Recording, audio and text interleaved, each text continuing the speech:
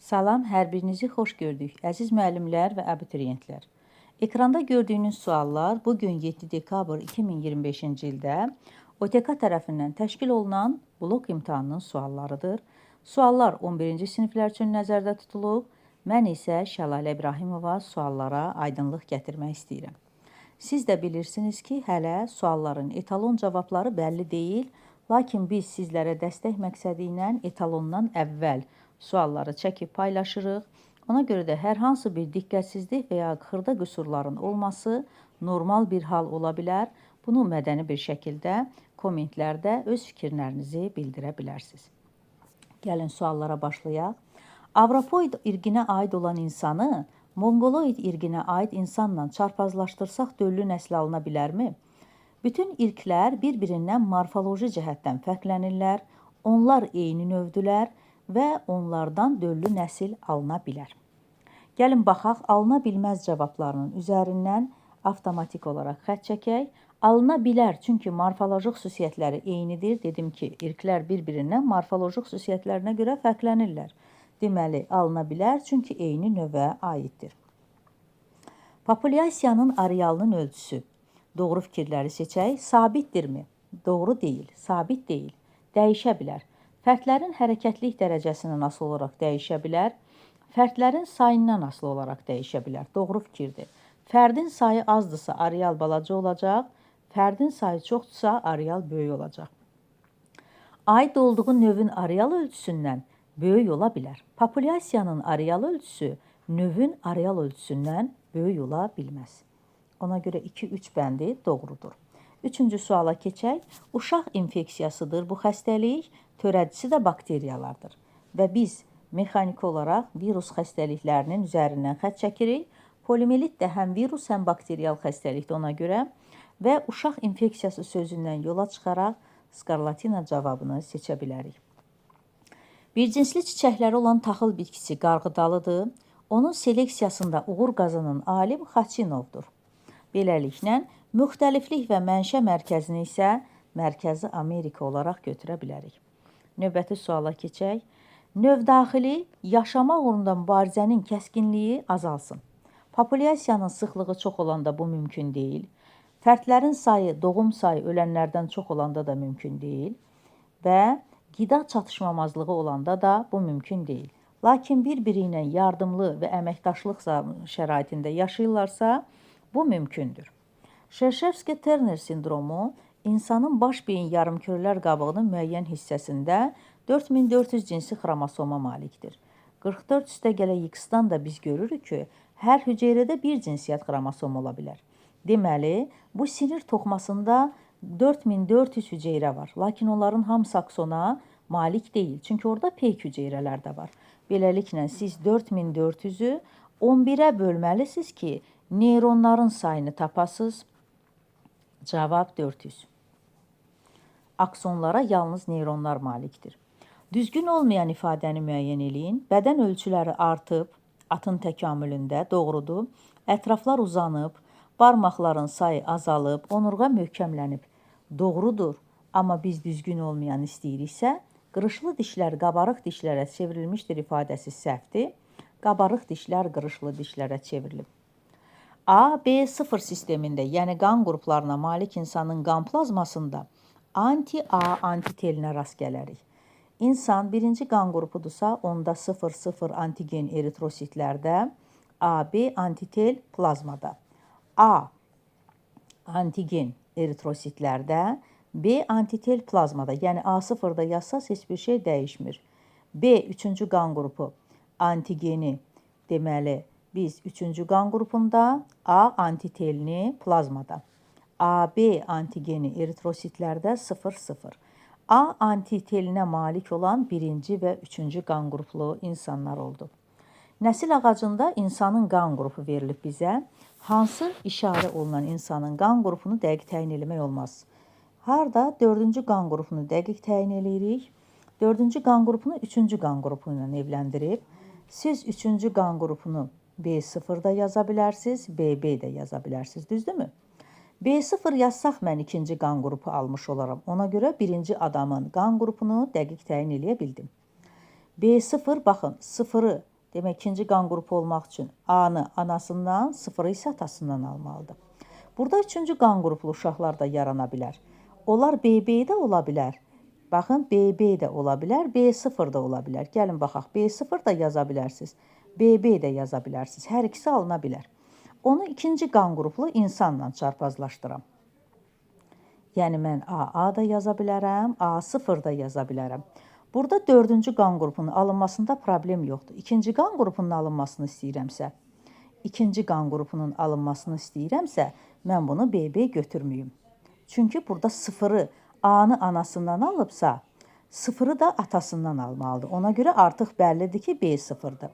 Amma baxın, dördüncü olan şəxsin istəyirsiniz AA yazın, istəyirsiniz A0 yazın, heç bir fərqi yoxdur.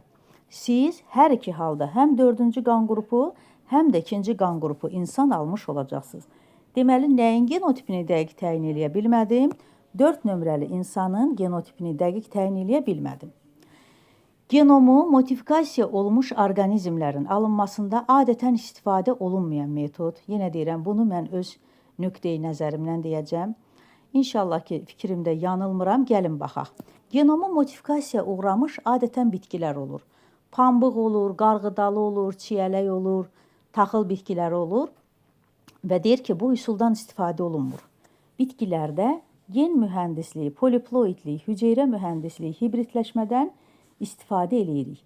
Amma süni mayalandırma heyvan və insan orqanizminə aid. Düşünürəm ki, burada A bəndi doğru verilməyib. Dördüncülü quruluş olan zülal nədən yaranar? Üçüncülü quruluşa malik bir neçə zülal zəncirinin birləşməsindən. A bəndini doğru düşünürəm, digərlərinə baxaq. İkincili quruluşa malik zülalların birləşməsindən. Bütün zülallar üçün xarakterikdir fikri doğru deyil, çox azdır, məsələn, hemoglobin. İlkin quruluşa malik zülalların birləşməsindən. Yalnız amin turşusu qalıqlarından ibarət zülal zəncirinin birləşməsindən verir. Düşünürəm ki, daha məqsədə uyğun A bəndidir.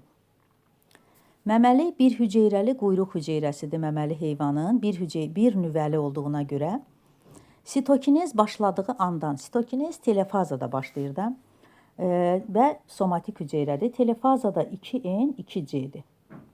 Və 2N-i 96-dırsa, bunun N-i 48-dir. Və interfazanın sonunda xromatitlərin sayını istəyirsə, 4 vuraq 48 olaraq, o da 192 olaraq götürə bilərəm. Digər suallara baxaq. Canlıların öyrənilməsinin şəkildə göstərilən səviyyə. Bax, bu populyasiya səviyyəsidir. Bir neçə fərddə görürük. Onun struktur vahidi, yəni funksional vahidi nədir? Canlıların funksional vahidi əlbəttə ki, növ götürəcək. Mən burada nə toxuma, nə hüceyrə, nə orqan görmürəm. Biogeosinoz niyə götürmürəm? Biogeosinoz olmaq üçün meşə olmalıdır, digər canlılar olmalıdır. Bu şəkildə götürməliydim. Sxemdə bu cizgini silək. Davam eləyək. Beləliklə, sxemdə primatları birləşdirən ən kiçik taksonu müəyyənləşdirin. Baxaq, primatlar hippondur, orangutandır, gorilladır, şimpanzedir. Düzdür? Burada primatlar bunlardır. Bu primatlar, bütün meymunlar hara aid ola bilər? Elə primatlar dəstəsinə, çünki mənə deyir ki, ən kiçik taksonu. Primatlar dəstəsinə aid ola bilər. Su altında səsləri tutmaq üçün istifadə olunan hidrofon cihazı, əlbəttə ki, bu, su itinin qulağının quruluş prinsipinə əsasən. Balinanın yox, termitlər yox, xərçəngin fasetli gözlərini deyil, yarasada da radarı düzəldiblər. Düşünürəm ki, su itinin qulağını elə demək nədir, hidrofona daha uyğundur. Antropomorfoz deyil. Antropomorfoz insana məxsus olan morfoloji dəyişikliklərdir. Ayaq pəncəsinin tağ şəkilli olması insana məxsusdur.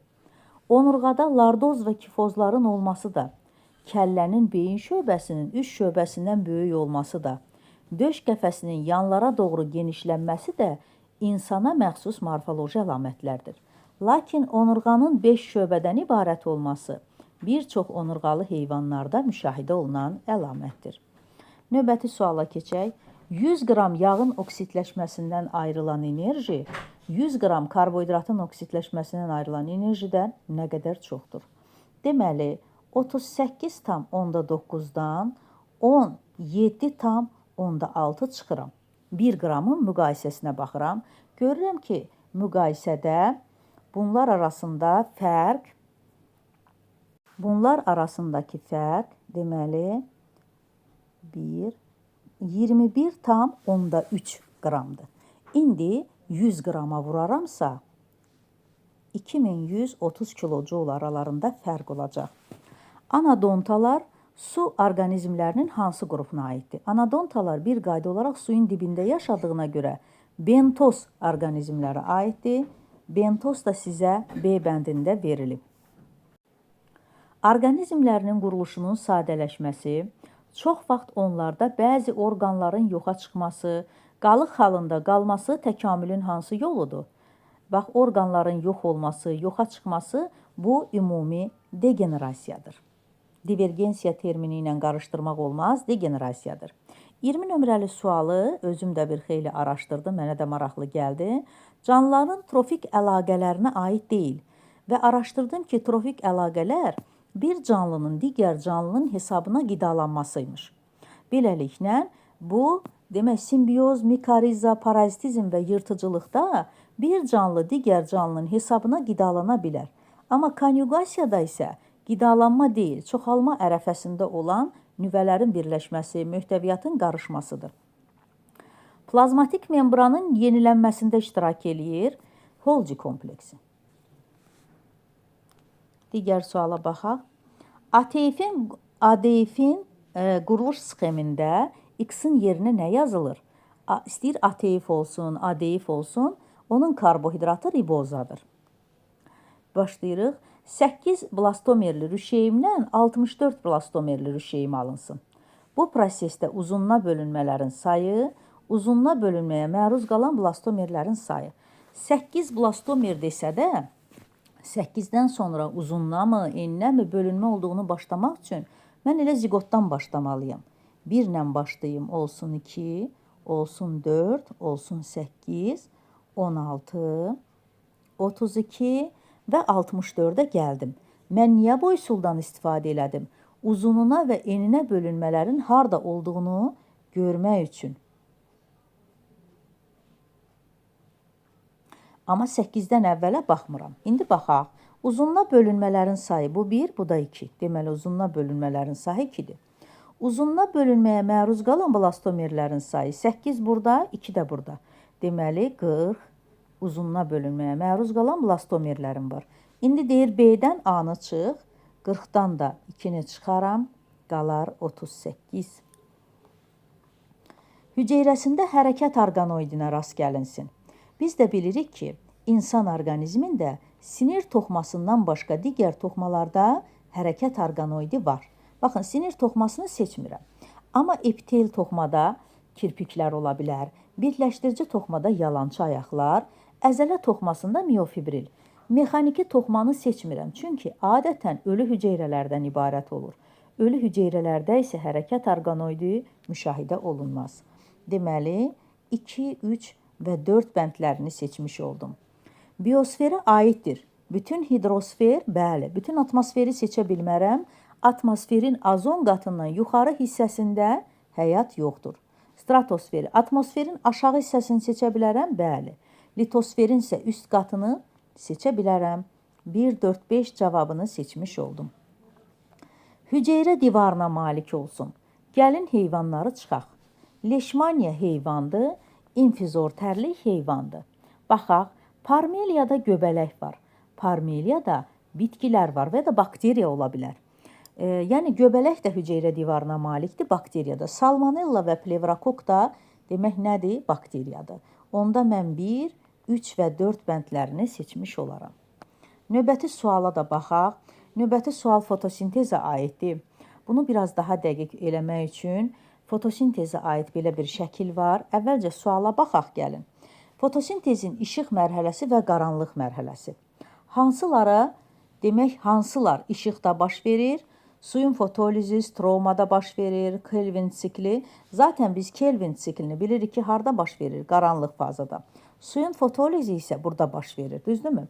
Hansı stromada baş verir? Zülal sintez olunur, Nadef H sintez olunur. Bunu dəqiqləşdirmək üçün gəlin baxaq.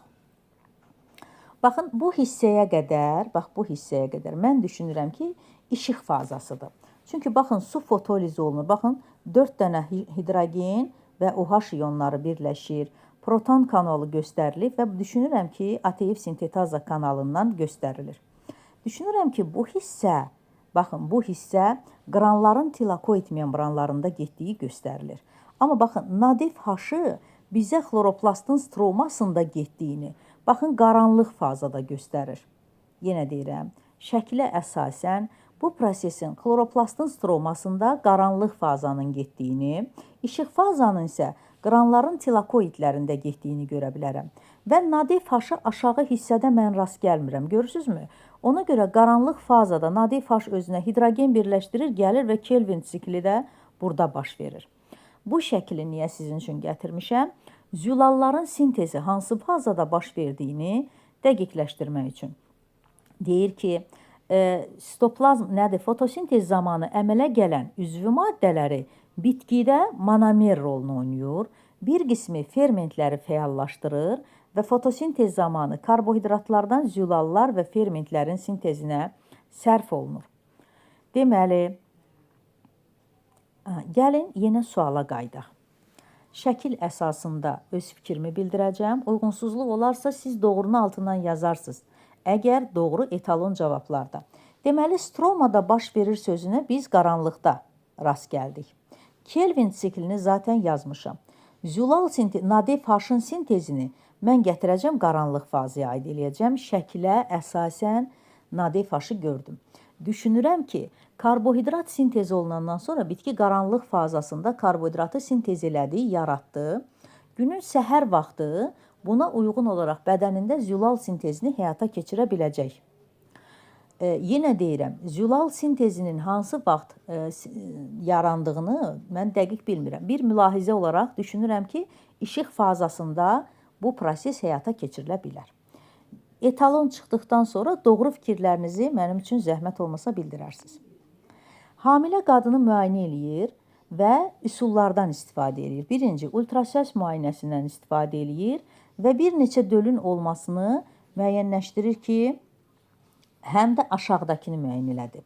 3 dənə bizim ciftimiz var, 4 dənə göbəkciyəmiz var. Və sonra ikinci müayinəni aparır, bax, beyninə müəyyən cihazlarla birləşdirir. Deməli, 3 göbəkciyəmiz var və 4 göbəkciyəmiz və 3 dənə də ciftimiz var. Gəlin elə təsadüfən çəkək. 3 cift çəkirəm, baxın, 3 dənə cift. Və 4 dənə göbəkciyəsi olduğuna görə, baxın, belə çəkirəm, düzdürmü? İndi mənə deyir ki, döllərin neçəsi eyni, neçəsi müxtəlif. Baxın, mən bunu eyni yumurta, 2 dənə uşaq eyni yumurta əkizidir. İkisi eynidir, ikisi müxtəlif yumurta əkizidir. Sonuncu müayinədə istifadə olunan cihaz necə adlanır? Sonuncu müayinədə istifadə olunan ikinci müayinəni deyir. Elektroensefaloqraf idi o. Elektroensefaloqraf idi. Beynin biyocərəyanlarını ölçür. Bu cihaz nəyi təyin eləyir?